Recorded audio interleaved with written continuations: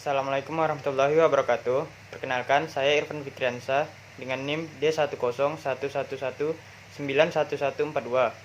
Di video ini, saya dan teman-teman saya akan menjelaskan materi sambungan las. Nah, sebelum itu, saya akan memperkenalkan teman-teman saya terlebih dahulu. Perkenalkan, nama saya Stefani Dumanau, NIM D10111191019.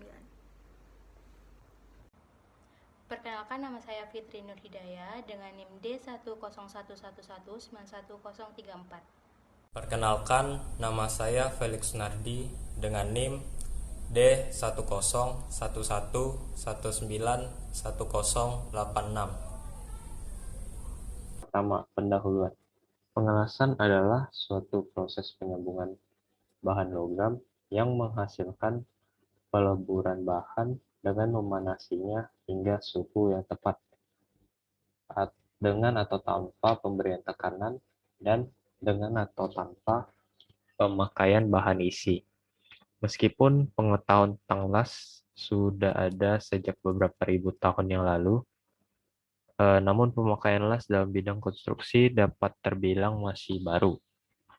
Hal ini diantara lain disebabkan karena pemikiran para ahli mengenai beberapa kerugian las, yaitu bahwa las dapat mengurangi tahanan leleh bahan atau fatigue strength dibanding paku keling, dan mereka juga berpendapat bahwa tidak mungkin untuk memastikan kualitas las yang baik.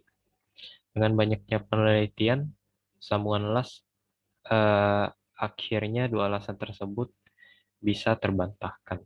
Ini terbukti dengan semakin banyaknya sambungan las digunakan di berbagai jenis struktur.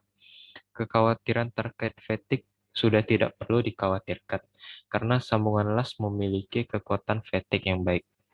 Perubahan kondisi ini tentunya dengan ketentuan-ketentuan yang harus dipenuhi oleh pelaksana, yang berdasarkan AWS atau American Welding Society antara lain. Tukang las harus memiliki skill atau bersertifikat, kemudian teknik pengelasan yang baik, dan proses pengawasan terhadap kualitas sambungan las.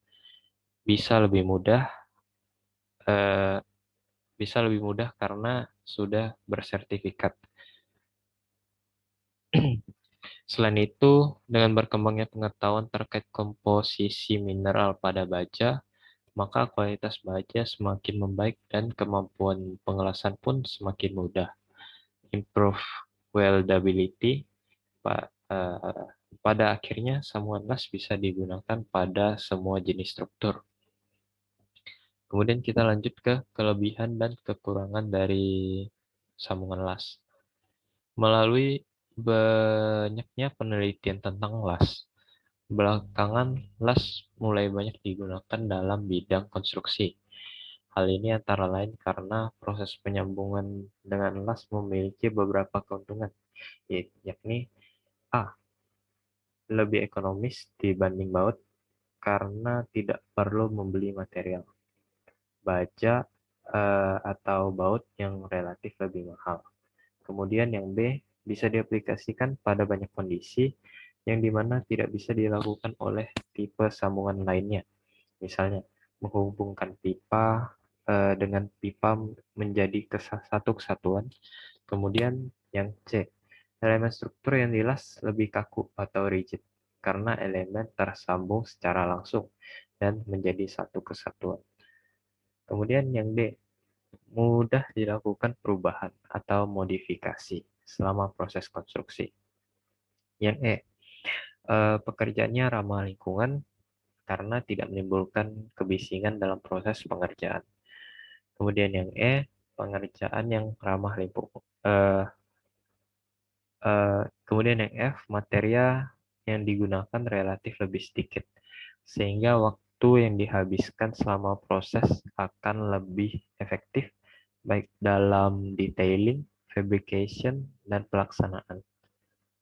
Namun, di sisi lain, kita juga harus menyadari bahwa kekurangan pada sambungan las adalah A. Tingkat kekuatan sambungan sangat dipengaruhi oleh las itu sendiri.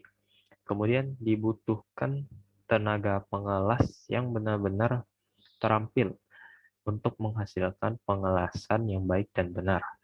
Kemudian kondisi sambungan las bersifat permanen sehingga tidak bisa dibongkar pasang. Selanjutnya kita lanjut ke macam-macam dari jenis las. Dalam penggunaan sambungan las, aturan yang umum digunakan adalah AISC dan American Welding Society atau AWS. Di Indonesia, sambungan las diatur dalam SNI 1729/2015, pasal J2 pada halaman 114. Adapun jenis las yang hingga saat ini diantara lain A. Arc welding atau jenis las yang paling banyak digunakan dalam dunia konstruksi. Nah, nama lain jenis las ini adalah las busur listrik. Kemudian ada solid state welding, kemudian ada soldering, kemudian ada resistant welding, kemudian ada allied process, kemudian ada oxy-fuel gas welding, kemudian ada brazing, dan yang terakhir ada special welding atau electron beam welding, laser beam welding, dan lain-lain. Nah, di antara jenis las yang disebutkan di atas, jenis las yang paling umum digunakan dalam dunia konstruksi atau industri adalah arc welding. Jenis las tipe ini dibagi menjadi beberapa bagian lagi, antara lain arc stud welding, gas shield stud welding, submerged arc welding. Gambar yang ada di samping kiri ini adalah gambar dari submerged arc welding. Selanjutnya ada gas tungsten arc welding, atomic hydrogen welding, gas metal arc welding, arc spot welding, dan gas metal arc welding.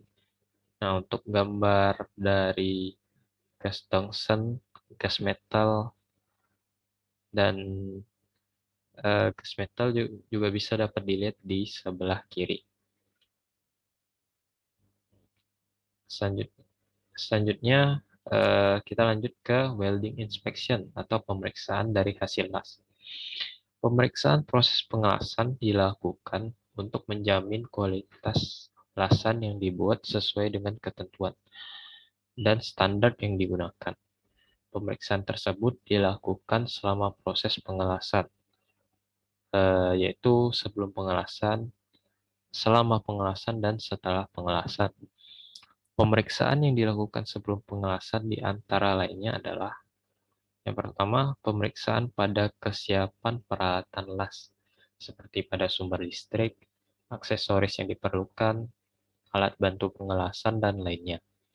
Kemudian selanjutnya adalah memastikan penggunaan elektroda atau logam pengisi yang akan digunakan sudah sesuai dengan spesifikasi yang tercantum pada WPS, termasuk memastikan kesesuaian gas selubung yang akan digunakan pada proses pengelasan apabila akan melakukan pengelasan menggunakan proses yang mengharuskan penggunaan gas selubung.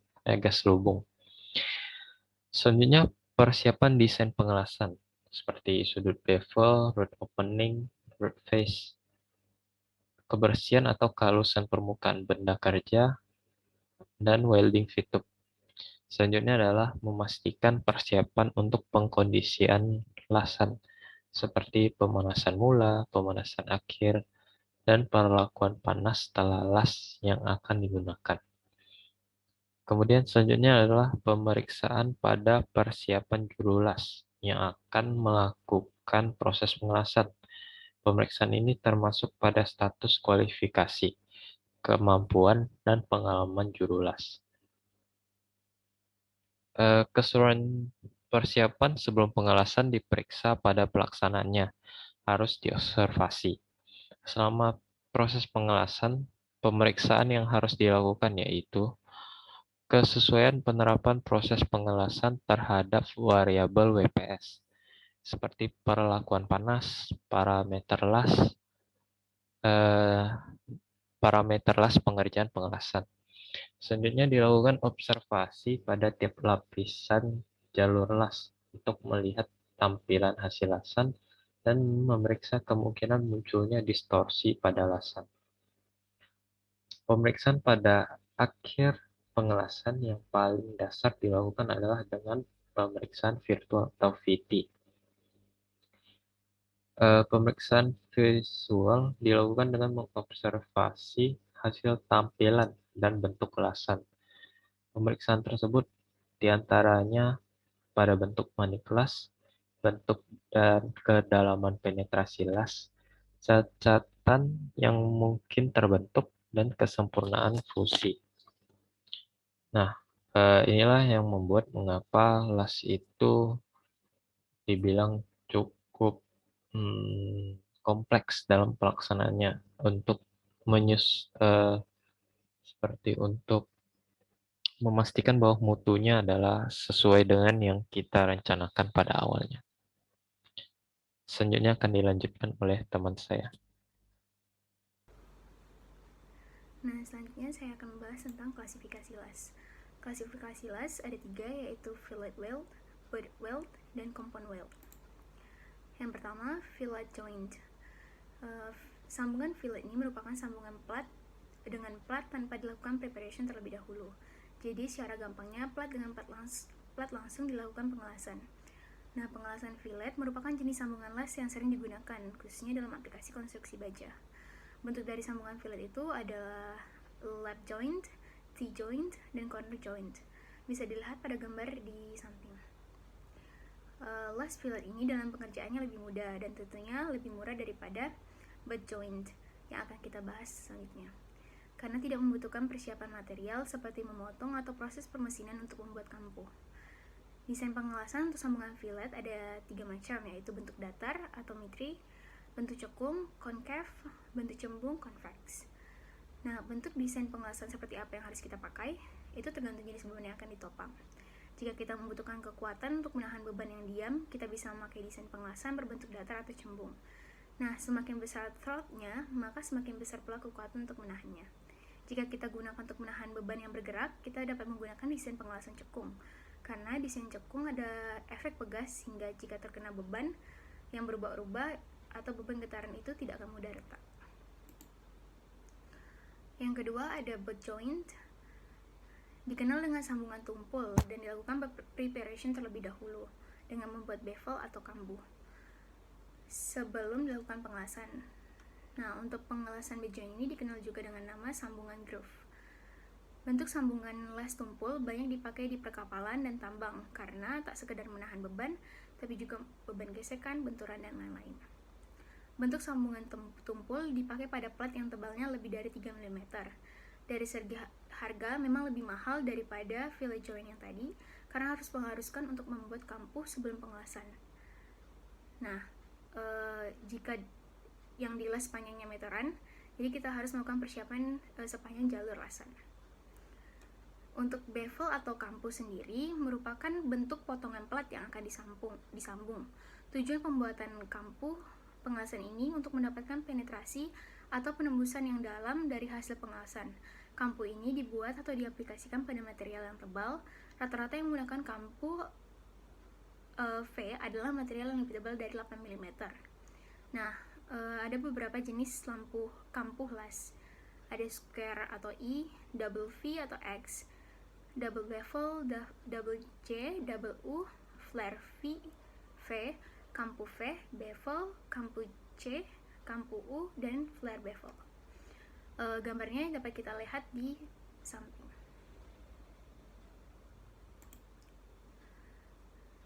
Nah, mesin potong gas disebut juga dengan straight cutting mesin. Dipakai untuk pemotongan plat dengan sudut kemiringan tertentu. Sedang untuk membuat persiapan kampuh las pada pipa bisa menggunakan mesin pemotong gas lingkaran atau circular cutting machine. Ada ketentuan untuk membuat kampuh. Pertama, sudut bevel, itu bisa berkisar 30-35 derajat. Kedua, ada root face, bisa berkisar 1-2 mm, sesuaikan dengan WPS. Ketiga, root gap, itu berkisar antara 1-3 mm, sesuaikan dengan WPS. Untuk gambar dari memotong gas lingkaran, circular cutting machine, itu dapat dilihat di samping. Dan masing-masing penjelasan dari root face, root gap, dan juga sudut bevel dapat dilihat pada gambar di samping. Selanjutnya, yang ketiga ada compound weld joint. Compound weld joint ini merupakan gabungan antara fillet dan butt joint yang seperti kita lihat di awal tadi, yaitu menggunakan tipe sambungan ini harus memperhatikan biaya yang akan timbul sehingga tidak banyak dipakai. Selain itu, hal ini dikarenakan jenis las ini tidak cocok untuk menahan beban, khususnya tarik yang bekerja tegak lurus dari arah las. Menggunakan sambungan tipe ini biasanya menggunakan dua jenis gabungan proses pengelasan, misalnya GMAW, SMAW, atau FCAW dan SMAW. Tujuannya sendiri untuk menghasilkan pengelasan yang minim cacat. Nah, selanjutnya tipe sambungan las. Sambungan las adalah tipe sambungan material atau plat yang digunakan untuk proses pengelasan dengan tujuan untuk mendapatkan penetrasi dan hasil sambungan yang maksimal. Jenis sambungan las mempunyai beberapa macam, yang menjadi jenis sambungan utama yaitu butt joint, T-joint, corner joint, lap joint, dan edge joint. Adapun lebih detailnya dapat dilihat pada gambar di bawah ini. Yang pertama, butt joint. Sambungan butt joint adalah jenis sambungan tumpul. Dalam aplikasinya, jenis sambungan ini terdapat berbagai macam jenis kampuh atau groove, yaitu V-groove, kampuh V, single bevel, G-groove, U-groove, square groove, untuk melihat macam-macam kampuh las. Nah, gambar di bawah ini adalah jenis dari butt joint, yaitu square groove, bevel groove, double bevel, V-groove, double V-groove, G-groove, double G-groove, U-groove, serta double U-groove. Yang kedua, T-joint. T-joint adalah jenis sambungan yang berbentuk seperti huruf T. Tipe sambungan ini banyak diaplikasikan untuk pembuatan konstruksi atap, conveyor, dan jenis konstruksi lainnya. Untuk tipe groove juga terkadang digunakan untuk sambungan fillet adalah double bevel. Namun hal tersebut sangat jarang kecuali plat atau materialnya sangat tebal. Nah, di sampingnya ada contoh T-joint, yaitu flat PA, horizontal PB, overhead PD, vertical up PF, vertical down PG. Selanjutnya, ketiga, corner joint. Corner joint mempunyai desain sambungan yang hampir sama dengan T-joint. Namun yang membedakannya adalah letak dari materialnya. Pada sambungan ini, materialnya yang disambung adalah bagian ujung dengan ujung. Ada dua jenis corner joint, yaitu close dan open. Sambungan close corner adalah jika material satu ditumpuk pada atas material 2. Sedangkan open corner adalah sambungan plat yang saling bertemu pada bagian ujung. Nah, di bawah ini adalah contoh gambar dari corner joint. Lalu keempat, lap joint. Tipe sambungan las yang sering digunakan untuk pengelasan spot atau seam. Karena materialnya ini ditumpuk atau disusun sehingga sering digunakan untuk aplikasi pada bagian bodi kereta dan cenderung untuk plat-plat tipis. Jika menggunakan proses las SMAW, GMAW, atau FCAW, pengelasannya sama dengan pengelasan fillet. Nah, di samping itu ada contoh gambar dari lap joint.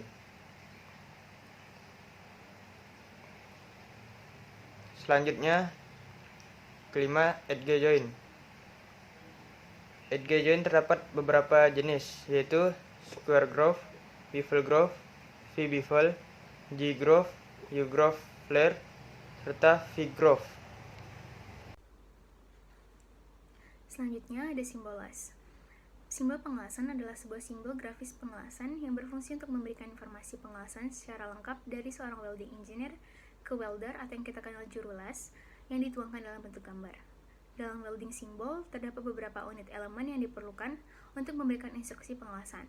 Simbol pengelasan dalam pembuatannya mengacu pada dua standar, yaitu AWS A2.4 dan BSLN 22553. Dua standar tersebut mempunyai kriteria dan elemen yang berbeda-beda, sehingga dalam pembuatan dan pengaplikasiannya di lapangan, kita harus berhati-hati agar bentuk sambungan dan pengelasannya sesuai dengan yang diinginkan oleh engineer. Elemen pada simbol las ada 8, yaitu garis referensi atau reference line, panah atau arrow, basic weld symbols, dimensi dan data lainnya or dimensions and other data, supplementary symbols, finish symbols, tail, and specification, process, and others. Elemen pada simbol las. Nah, pada gambar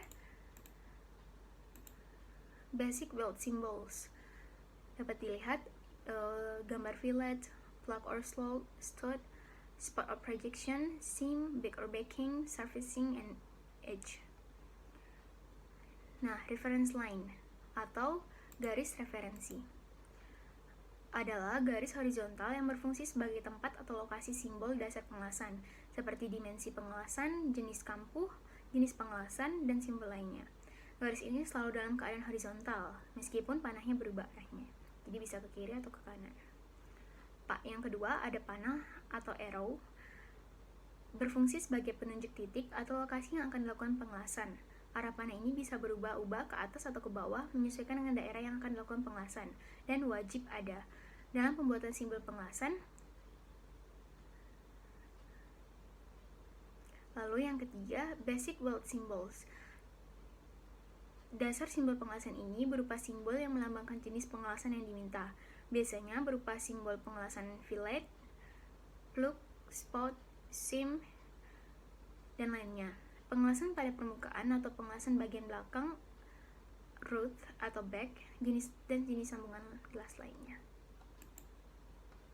Yang keempat, dimension.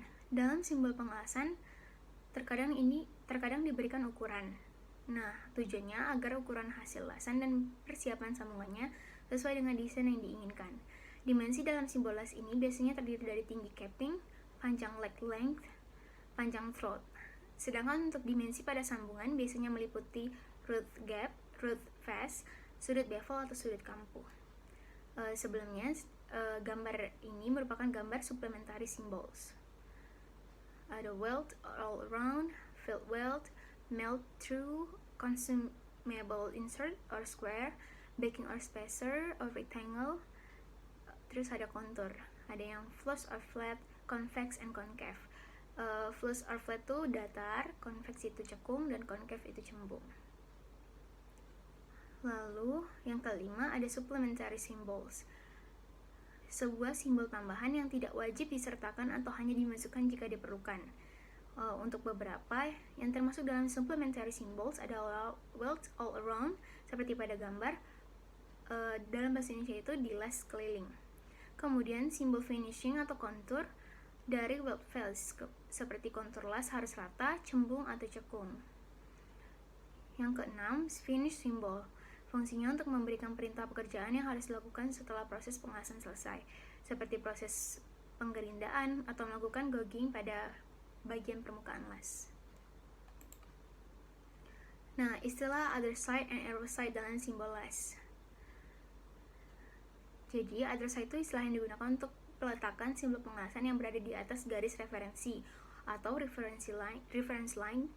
Nah, untuk aplikasi saat mengelasnya, daerah yang dilas berada di bagian atau sisi sebaliknya. Arrow side digunakan untuk peletakan simbol pengelasan yang berada di bawah garis referensi. Untuk aplikasi pengelasan atau letak pengelasannya berada di daerah yang ditunjuk oleh panah. Jadi perbedaannya sudah jelas, other side itu simbol pengelasannya berada di atas garis referensi, sedangkan arrow side itu di bawah garis referensi. Terus untuk pengaplikasiannya, daerah yang dilas, yang kalau other side itu berada di bagian sisi sebaliknya, sedangkan arrow side berarti yang ditunjuk oleh panah. Dapat dilihat dan diperjelas oleh gambar.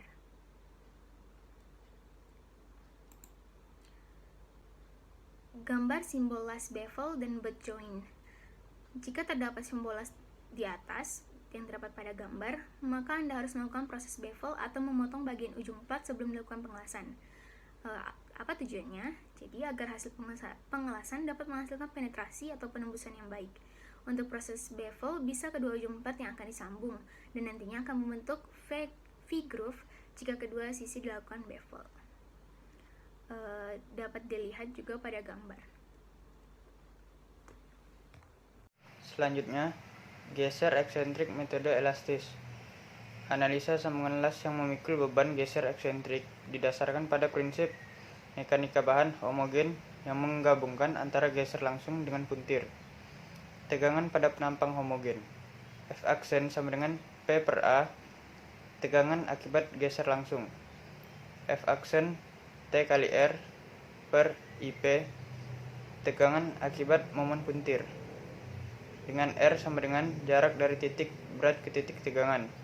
IP sama dengan momen inersia polar. Untuk analisa sambungan las sudut longitudinal, akibat geser langsung, F aksen X sama dengan Px per A, F aksen Y sama dengan Py per A.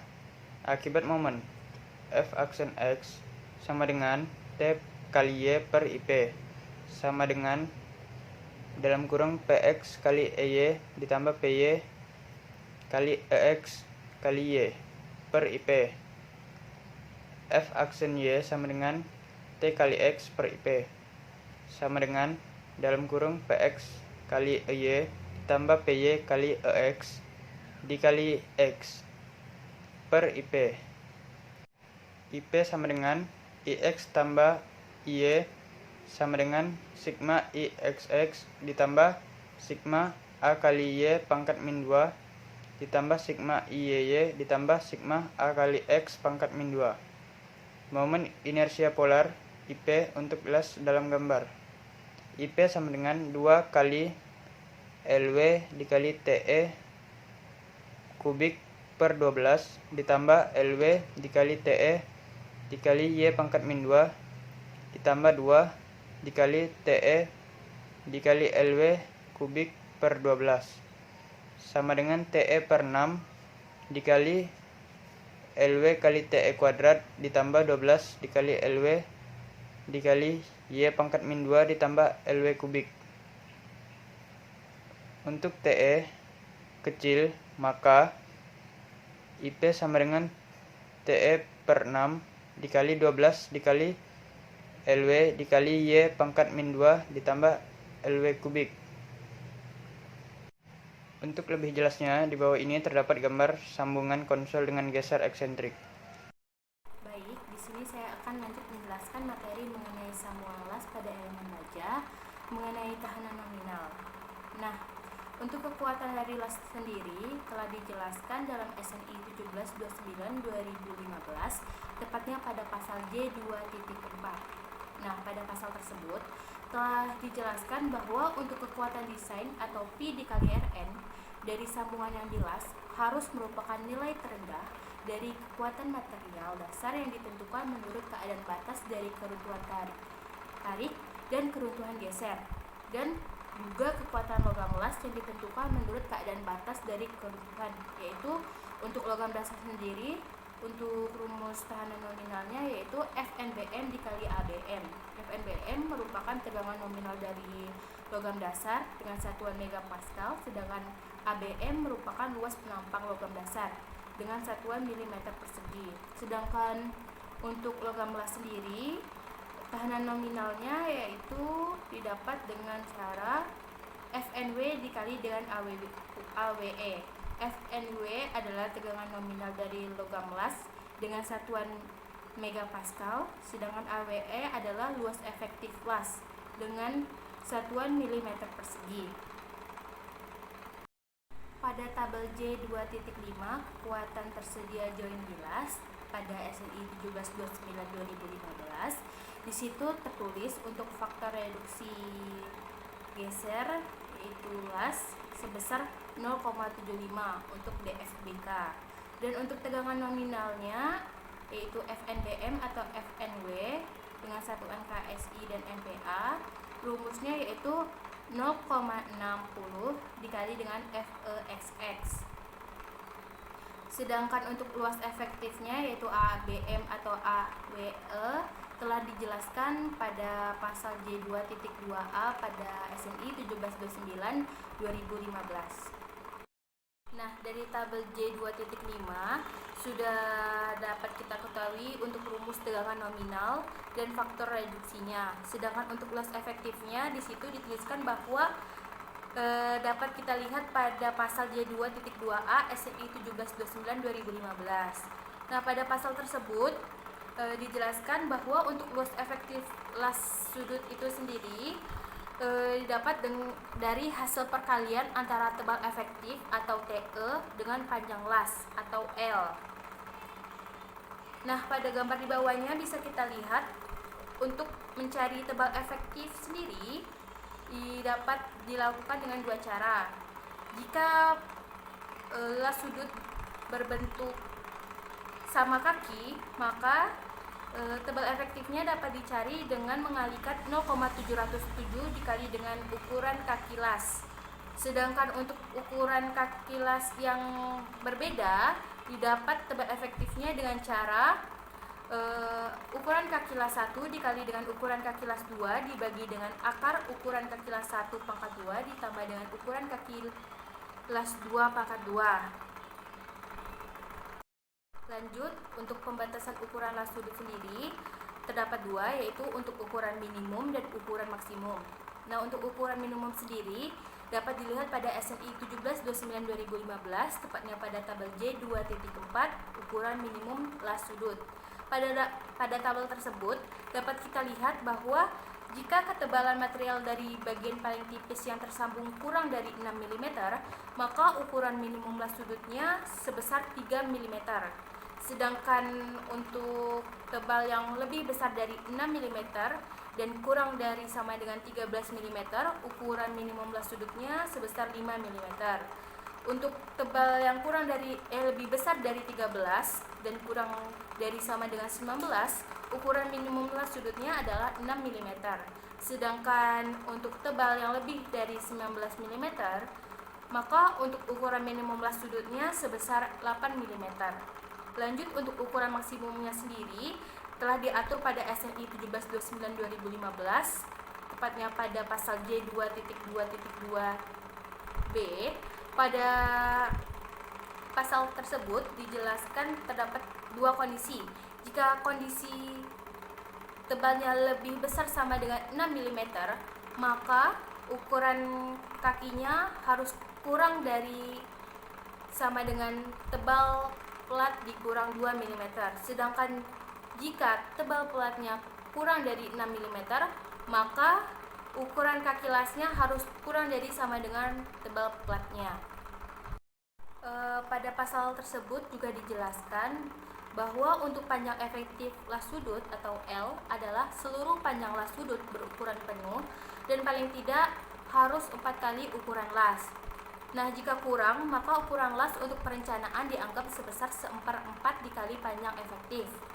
Apabila panjang las sudut atau L melebihi 100 kali ukuran las, maka panjang efektif las sudut harus ditentukan dengan cara mengalikan panjang las dengan faktor reduksi, yaitu beta, yang besarnya ditentukan sebagai berikut, yaitu 1,2 dikurang 0,002 dikali panjang las dibagi dengan ukuran kaki las kurang dari 1.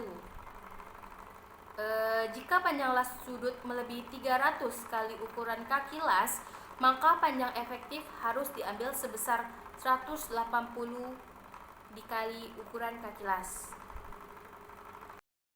Baik, selanjutnya saya akan membahas mengenai beban transversal pada las sudut.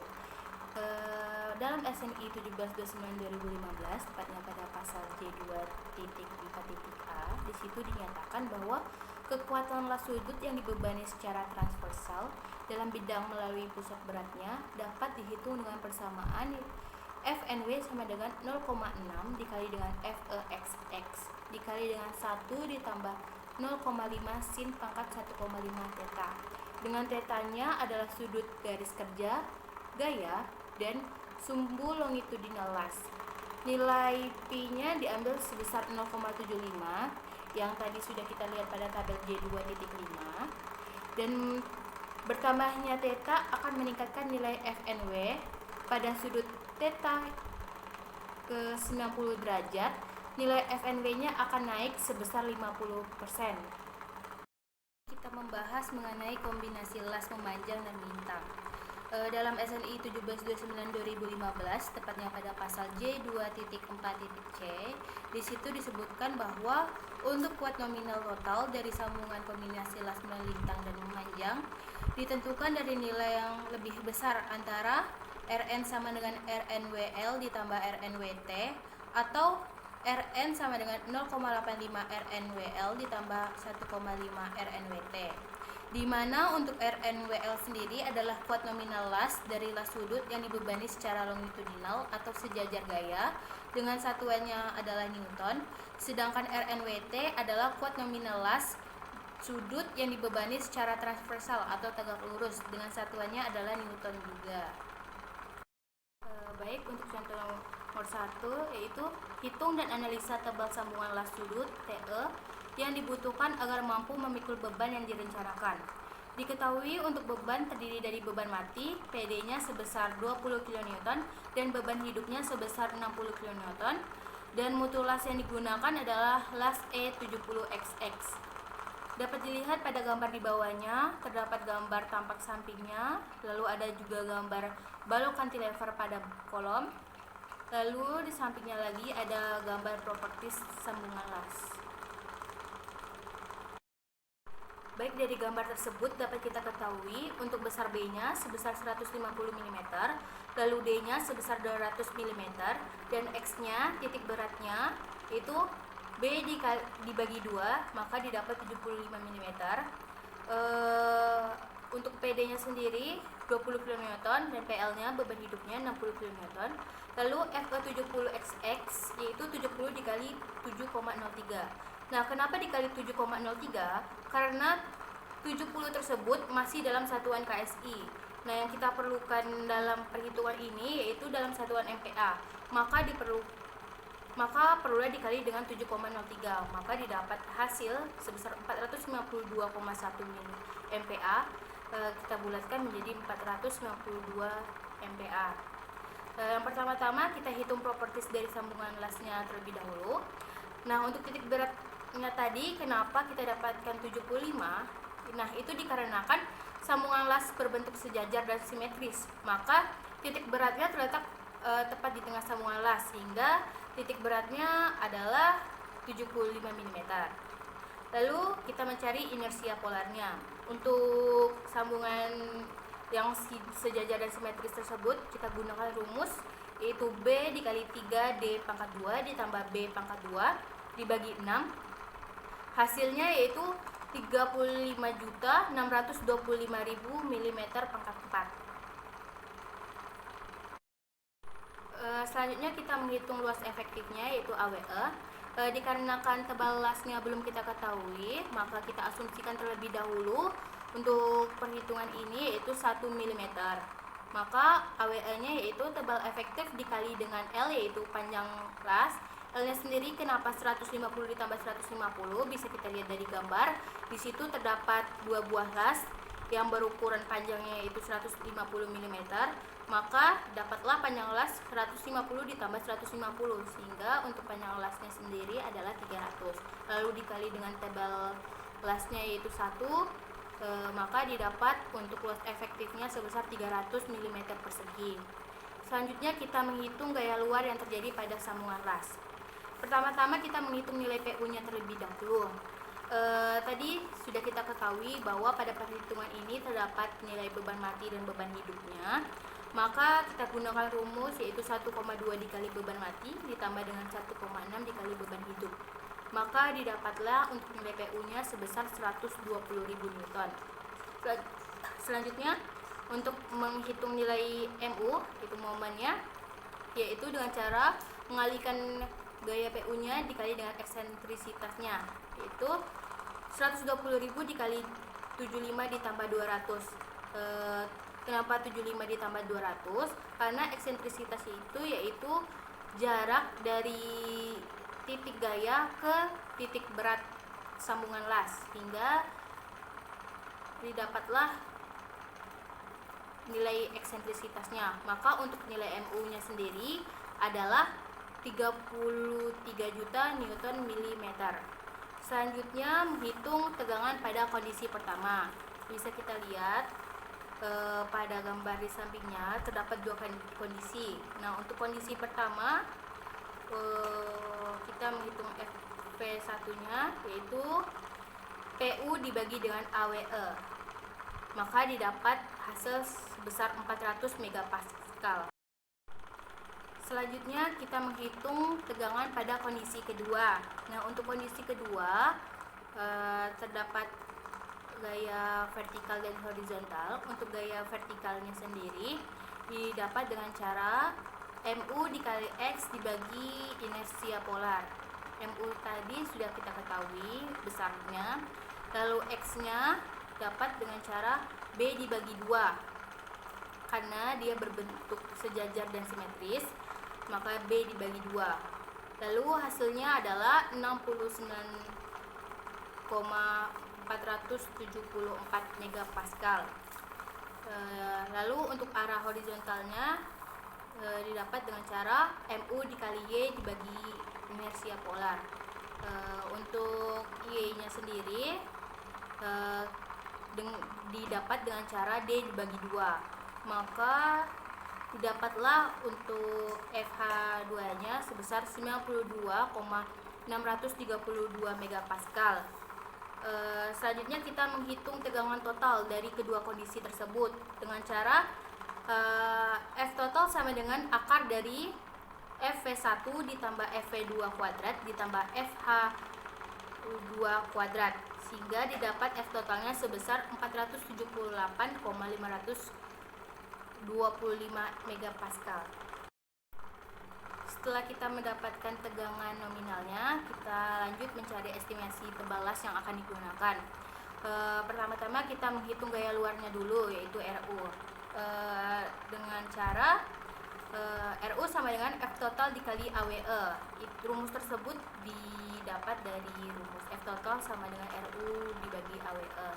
Nah, didapatlah RU sebesar 143.557,492 Newton. Lalu menghitung kapasitas sementara dari las, yaitu Rn sama dengan FNW dikali AWE sama dengan 0,6 dikali FE70XX dikali AWE. Maka didapat hasil Rn sebesar 88.560 Newton. Selanjutnya untuk rumus pendekatan menentukan tebal las. Nah, untuk menentukan nilai dari tebal las bisa menggunakan rumus pendekatan dengan Pi-nya, yaitu faktor reduksinya sebesar 0,75. Itu menggunakan rumus TE sama dengan RU per Pi dikali Rn. Maka didapat TE-nya sebesar 2,161 mm, kita bulatkan menjadi 2 mm. Sedangkan A-nya, A ini adalah ukuran kaki las, yaitu TE dibagi 0,707, maka didapat A sebesar 2,829 mm. Baik, selanjutnya adalah estimasi tebal las yang akan digunakan. Pada pengecekan kali ini kita dasarkan pada SNI 2015, tepatnya pada tabel J2.4 halaman 116. Nah, pertama adalah mengecek syarat minimalnya. Untuk tebal pelat yang kita gunakan pada perhitungan kali ini yaitu sebesar 16 mm. Pada tabel tersebut untuk pelat sebesar 16 mm yaitu panjang kakinya adalah 6 mm, sehingga kita ambil untuk nilai ukuran kaki las minimalnya adalah 6 mm. Lalu untuk syarat maksimalnya berdasarkan SNI 2015 pasal J2.2.2b halaman 117, besaran nilai kaki yaitu A dengan tebal pelat lebih besar dari 6 mm karena kita gunakan 16 mm, maka harus dikurang dengan 2 mm, sehingga untuk ukuran kaki las maksimalnya yaitu 16 dikurang 2 sebesar 14 mm. Jadi untuk perhitungan kali ini ketentuannya dapat kita pilih yaitu kurang ukuran kakinya itu 6 mm, kurang dari sama dengan, dan lebih dari sama dengan 14 mm. Maka kita gunakan ukuran paling minimal yaitu 6 mm, sehingga kita peroleh untuk tebal lasnya yaitu 0,707 dikali dengan ukuran kaki las yaitu 6, maka didapat untuk tebal las yang kita gunakan pada sambungan ini adalah 4,242 mm. Setelah kita mendapatkan nilai tebal las yang baru, maka kita perlu mengecek terlebih dahulu apakah tebal tersebut memenuhi syarat atau tidak. Maka pertama-tama kita menghitung lagi luas efektif lasnya untuk tebal las 4,242. Maka didapat luas efektif lasnya sebesar 1272,6 mm persegi. Lalu lanjut kita menghitung tegangan nominal pada kondisi pertama, didapat sebesar 94,295 megapascal untuk arah vertikal. Lalu untuk kondisi kedua, untuk arah vertikalnya kita dapat sebesar 69,474 megapascal. Untuk arah horizontalnya tegangan nominalnya sebesar 92,632 megapascal. Nah, kita dapatkan tegangan totalnya sebesar 188,151 megapascal. Selanjutnya kita menghitung lagi gaya luar atau RU-nya, yaitu didapat sebesar 239.441,097 Newton. Lalu dapat juga nilai kapasitas sementara dari lasnya yaitu Rn sebesar 375.671,520 Newton. Setelah kita mendapat nilai desainnya, nah kita cek kapasitas sambungan lasnya apakah memenuhi atau tidak. Dengan pi atau faktor reduksinya 0,75, maka didapat kapasitasnya sebesar 281.753,640 Newton. Memenuhi syarat karena nilai tersebut lebih besar dari RU-nya yaitu sebesar 239.441,097 Newton. Jadi sambungan las yang digunakan adalah sebagai berikut, yaitu ukuran kakinya ukuran kaki lasnya kita gunakan sebesar 6 mm dan tebal pelatnya yaitu 4,242 mm. Selanjutnya soal nomor 2. Suatu sambungan las sudut atau longitudinal dengan detail seperti pada gambar. Mutu las yang digunakan adalah las E80XX. Gaya yang bekerja membentuk sudut 30 derajat terhadap semua titik berat profil. Tentukan kuat nominal dari sambungan las yang dibutuhkan agar mampu memikul beban yang direncanakan. Diasumsikan kekuatan profil atau pelet yang disambung ini sudah memenuhi persyaratan. Dapat dilihat pada gambar yang tertera. Penyelesaian. Sambungan las ini merupakan las sudut atau fillet weld. Longitudinal sendiri maksudnya adalah searah gaya. Dan untuk yang diketahui lainnya yaitu tebal pelat induk T1 18 mm, tebal pelat T2 13 mm, panjang kaki las alfa 6 mm, gaya luar PU 25 ton, panjang las L 120 mm, besar sudut theta 30 derajat, dan mutu las E80XX.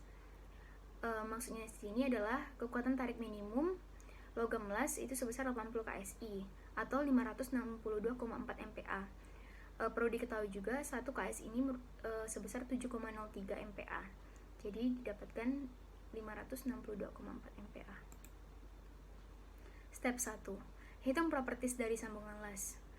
Karena merupakan las sudut sama kaki dan diketahui panjang kaki las itu sebesar 6 mm, jadi tebal efektif las didapatkan 0,707 dikali alfa. Alfanya dimasukkan 6, didapatkanlah 4,242 mm. Nah, panjang las untuk dua sisi tadi diketahui L-nya sebesar 120 mm, jadi 2 dikali 120 sebesar 240 mm. Step kedua, hitung luas efektif las atau AWE. Luas efektif dari las sudut sama kaki itu sebesar TE dikali L. TE tadi didapatkan 4,242 dikali 240 sama dengan 118,08 mm kuadrat. Atau sebesar 118 mm kuadrat. Step ketiga, menghitung gaya luar. Diketahui elemen tarik menerima gaya tarik sebesar 25 ton. Jadi RU sebesar 25 ton. Step 4, menghitung kuat nominal. Diketahui kekuatan tarik logam pengisi las itu kan tadi sebesar 80 KSI. Sehingga didapat 80 KSI dikali 7,03. Itu sama dengan 562,4 MPa. Nah, di sini ditulis di mana nilai 1 KSI itu sama dengan 7,03 MPa. Lalu, karena arah gaya yang bekerja tepat pada titik berat profil, tetapi membentuk sudut 30 derajat terhadap sumber titik berat, maka kuat nominalnya atau LNW itu sebesar FNW itu sebesar 0,60 dikali FEXX yang didapatkan tadi 562,4 dikali 1,0 ditambah 0,5 sin pangkat 1,5 theta. Nah, didapatkanlah hasil 397,167 MPa atau 397 MPa. Faktor reduksi atau beta akibat panjang las adalah, faktor reduksi akibat panjang las ini diatur dalam SNI 1729/2015 pasal J2.2.2b halaman 117, terdapat pada gambar. Didapatkanlah beta sama dengan L per W. L panjang las itu 120 mm, W merupakan ukuran kaki las yaitu 6 mm. Didapatkan 20 dan 20 ini kurang dari 100 jadi memenuhi syarat sehingga beta sama dengan 1. Nah, ini dapat diabaikan karena sudah memenuhi syarat. Lalu kita menghitung kuat nominal logam las atau kuat nominal dari material las yang disimbolkan oleh Rn. Rn sama dengan FNW dikali AWE, yaitu FNW didapatkan tadi 397 MPa dan AWE 1018 mm kuadrat, sehingga didapat 404.146 Newton atau 404,2 kN dan setara 41,2 ton. Step 5, cek kapasitas sambungan las. Persyaratan kekuatan dari las secara umum itu P dikali Rn lebih besar sama dengan RU, sehingga P faktor reduksinya 0,75, Rn-nya 41,2 ton, lebih dari sama dengan RU atau gaya luar tadi 25 ton. Jadi 30,9 ton lebih dari sama dengan 25 ton. Dan ini memenuhi syarat. Kesimpulannya, kuat nominal dari sambungan las agar mampu menahan beban adalah sebesar 41,2 ton.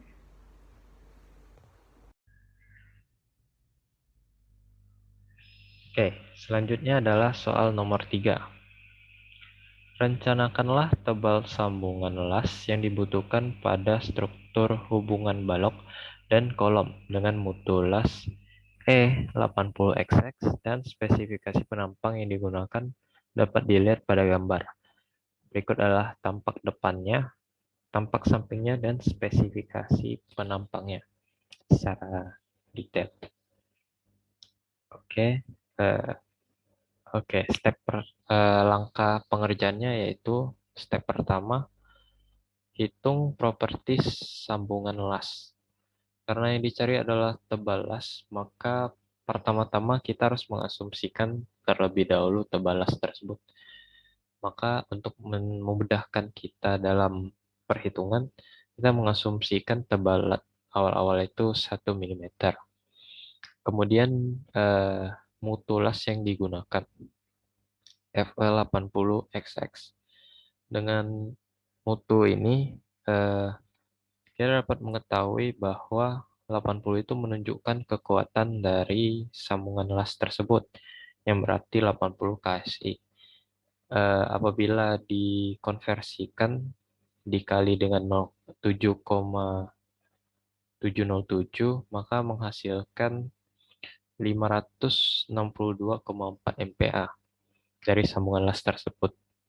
Selanjutnya kita mencari panjang las direncanakan seperti gambar di samping.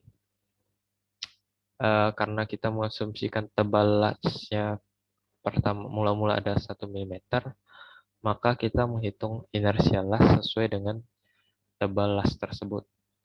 Maka didapat untuk IX1-nya, 1 itu yang di bagian flank, di bagian web, dengan B-nya 1 dan hanya 328.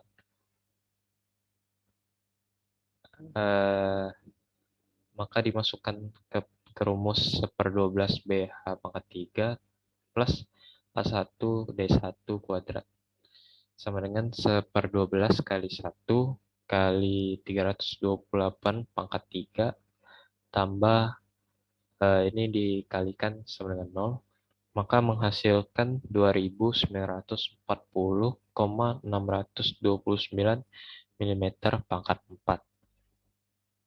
Kemudian untuk IX2-nya yang pada bagian flank-nya, yaitu dengan tebal 1 mm dan lebarnya 280 mm, maka kita dapat menghitung inersianya dengan rumus 1/12 BH pangkat 3 tambah A2 kali D2 pangkat 2 sama dengan 1/12 kali 280 kali 1 pangkat 3 tambah buka kurung lagi 1 kali 280 tutup kurung kali 200 pangkat 2 tutup kurung. Maka didapat hasil 11.223 mm pangkat 4. Oke, sehingga kita bisa mendapatkan momen inersia totalnya IX, yaitu IX1 tambah IX2, yaitu 2.940.629 ditambah 11.223.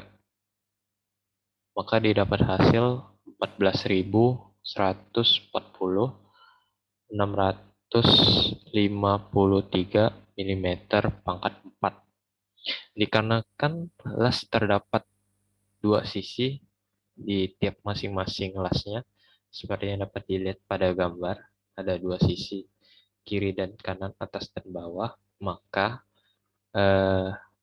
momen inersia dari X-nya itu kita kalikan 2. Maka didapat 28.281.305 mm pangkat 4. Selanjutnya kita mencari modulus SX-nya, yaitu dengan cara IX per Y, atau mendapatkan nilai 28.281.305 per 200. Didapat hasil sebesar 141.407 mm pangkat 3. Oke, selanjutnya step yang kedua itu adalah kita menghitung luasan efektif dari las tersebut atau AWE. Luasan las efektif dari las sudut sama kaki adalah TE kali L, atau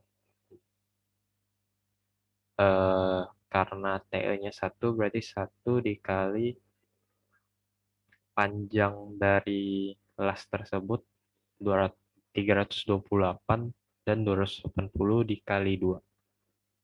280 tambah 328 dulu, baru dikali 2, sehingga menghasilkan 1216 mm persegi untuk luasan efektifnya. Selanjutnya kita menghitung gaya luar. Akibat beban geser sentris, yang pertama kita tinjau adalah akibat beban geser sentris, atau FV sama dengan PU per AWE sama dengan 100.000 per 1216. PU-nya itu kita dapat dari ini, gaya yang bekerja pada balok tersebut. Sehingga didapatkan nilai 82,24 Newton per milimeter persegi atau setara dengan MPa. Selanjutnya kita mencari akibat beban dari tarik sentris. Nah, seperti pada soal ini, diketahui bahwa ada beban aksial sebesar 0,2 P. Maka FH1 sama dengan 0,2 dikali PU per AWE dengan nilai 0,2 kali 100.000 per 1216. Maka didapat hasil 16,45 MPa. Selanjutnya kita menghitung akibat momen lentur atau MO. Nah, MO ini kita dapat dari PU kali 700. Jadi PU kali jaraknya.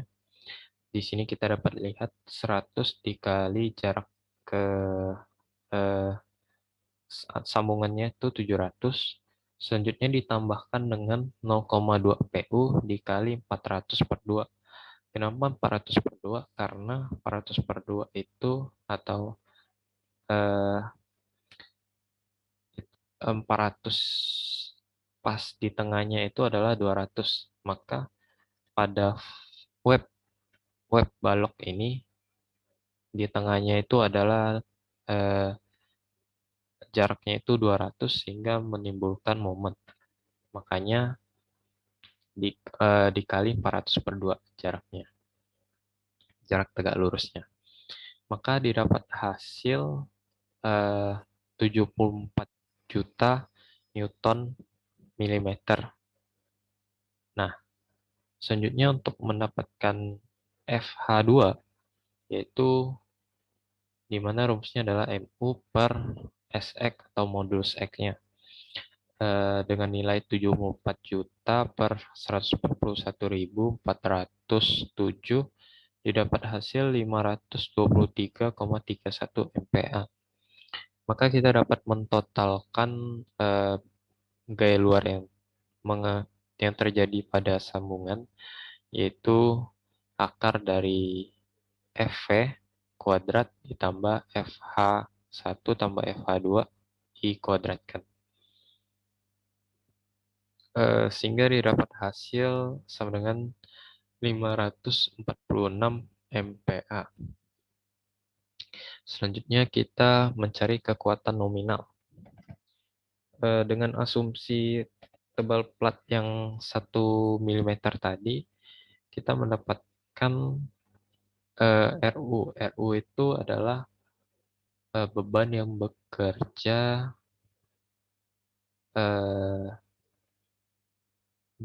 bekerja pada penampang ini, yaitu F total dikali AWE, atau nilainya sama dengan 546 dikali 1216, maka didapat hasil 663,924 Newton. Rn ini kemampuan dari sambungan menahan beban, yaitu sama dengan FNW, yaitu FNW ini adalah tegangan dari sambungan las dikali AWE, luasan bersihnya, dengan rumus 0,6 dikali kemampuan kapasitas las 562,4 tergantung mutu, lalu dikali 1216, maka didapat hasil 410.327 Newton.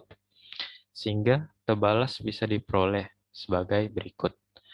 TE sama dengan RU per faktor koreksi dikali RN.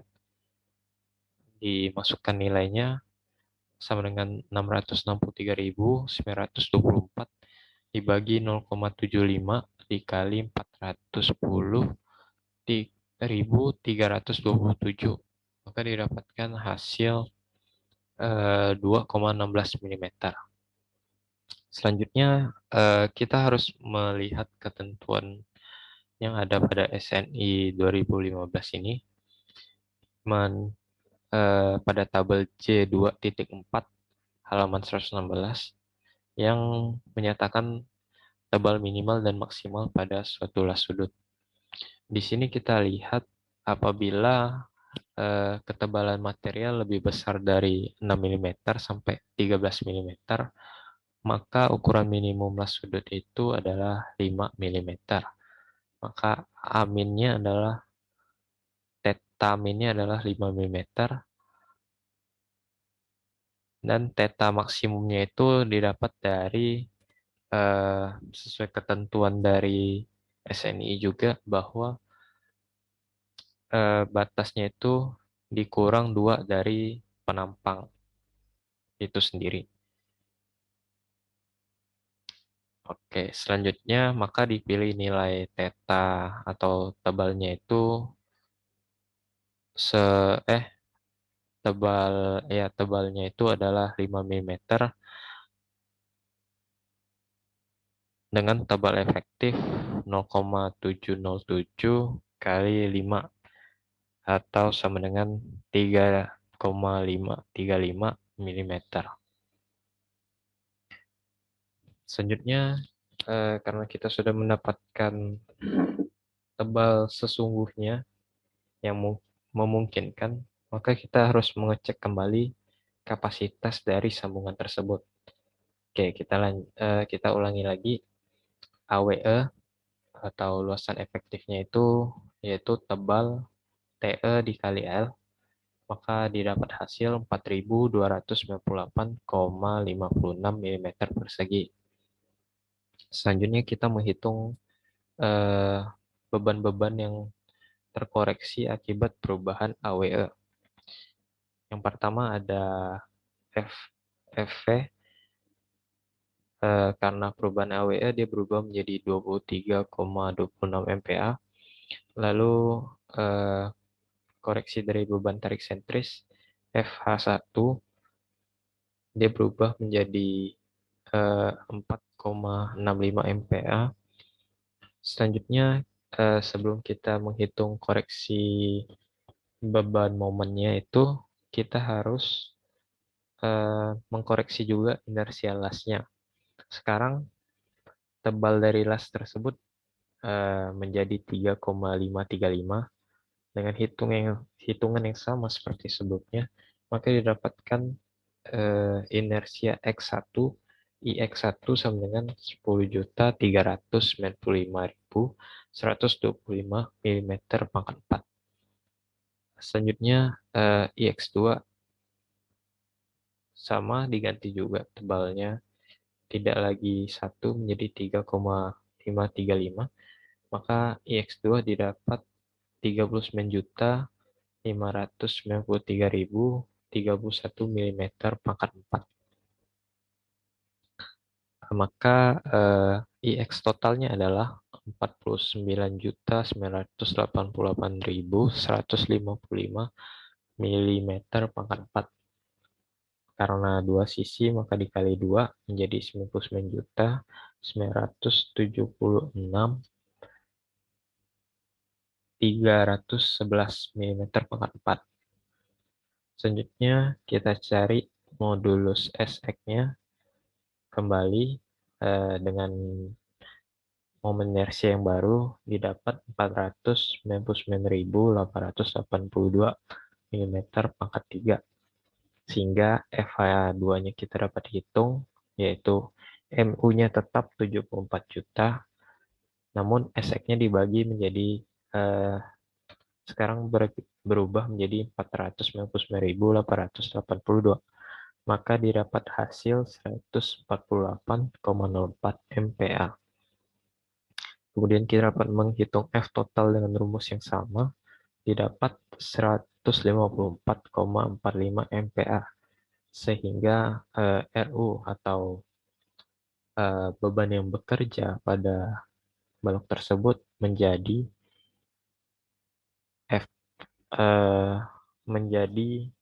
dengan F total 154,5 dikali AWE 4.298,56 mendapatkan hasil 663.912 Newton. Kemudian kita menghitung kapasitas dari lasnya atau Rn dengan rumus FNW kali AWE FNW-nya masih sama, 0,6 dikali mutu lasnya 562,4 MPa dikali luasan bersih yang baru 4.298,56, maka dapat hasil kemampuan kapasitas las ini menjadi 1.450.506 Newton. Oke, sekarang kita cek kemampuan dari sambungan las tersebut apakah sudah memenuhi dengan rumus faktor koreksi dikali Rn harus lebih besar dari Ru. Ini untuk menyatakan bahwa kemampuan dari las ini mampu menahan beban yang bekerja. Oke, faktor koreksi 0,75 dikali Rn yang sudah kita dapat tadi 1.450.506. Lalu Ru yang barusan juga kita dapat 663.912. Setelah dihitung didapat hasil dari kapasitas lasnya menjadi 1.087.880 Newton yang nilainya lebih besar dari 663.912. Maka ini sudah memenuhi syarat. Jadi sambungan las yang digunakan adalah sebagai berikut. Alfa atau tinggi lasnya 5 mm dengan tebal efektif 3,535 mm.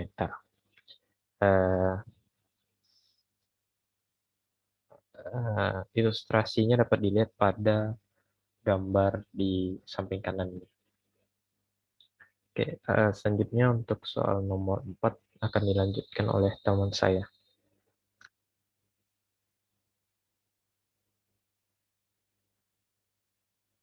Selanjutnya nomor 4, tentukan kekuatan tarik desain θ Rn dari sambungan las sudut dalam gambar elektroda yang dipakai E70. FEXX sama dengan 70 kali 7,03 sama dengan 492 MPa. Di bawah ini adalah gambar untuk soal nomor 4. Lalu penyelesaian. Step pertama, menghitung tebal efektif las sudut TE. Tebal efektif las sudut TE sama dengan 0,707 kali 8 sama dengan 5,66 mm. Step kedua, menghitung kekuatan las memanjang RNWL dan las melintang RNWT. RNWL sama dengan 0,60 FEXX kali AWE sama dengan 0,60 kali 492 kali 5,66 kali 2 kali 250 sama dengan 835.416 Newton. RNWT sama dengan 0,60 FEXX kali AWE sama dengan 0,60 kali 492 dikali 5,66 dikali 200 sama dengan 334.166,4 Newton. Lalu step ketiga, hitung kekuatan las kombinasi dengan persamaan. Rn sama dengan RNWL ditambah RNWT sama dengan 835.416 ditambah 334.166,4 sama dengan 1.169.582,4 Newton. Rn sama dengan 0,85 RNWL ditambah 1,5 RNWT sama dengan 0,85 dikali 835.416 ditambah 1,5 dikali 334.166,4 sama dengan 1.211.353,2 Newton. Dari keduanya maka diambil nilai Rn terbesar, yaitu 1.211.353,2 Newton. Lalu step keempat, menghitung kuat tarik desain θRn. DFBK, θ sama dengan 0,75. θRn sama dengan 0,75 dikali 1.211.353,2 sama dengan 908.514,9 Newton menjadi 908,5 kilonewton. Sekian dari video ini. Terima kasih. Wassalamualaikum warahmatullahi wabarakatuh.